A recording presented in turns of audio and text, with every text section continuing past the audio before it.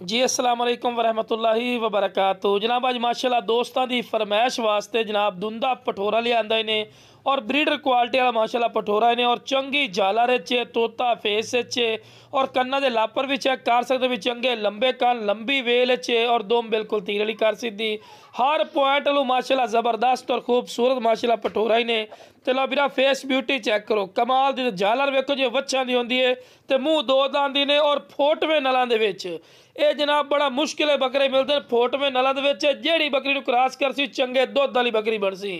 ते खूबसूरत माशाल्लाह चीज़ ने और डिमांड ही बिल्कुल जायज़ और मकूल हो सी। ते ऊंचाई बिरा दी 34 इंच माशाल्लाह दी ऊंचाई ने। ठीक है बिरा दो दांत माशाल्लाह पटोरा ही ने ते खूबसूरत ते सेहतमंद और माशाल्लाह एक्टिव ही ने। चारा खावन दा माशाल्लाह शदादा ही ने ते टोर फिर के विखावन का मकसद बिरा ये होंदा है कि तुहानूं अच्छी तरह इन्फॉर्मेशन होवे कि कोई लंगड़ा लूला नहीं सेहतमंद ही ने और एक्टिव। ते जिस बिरा नूं पठोरा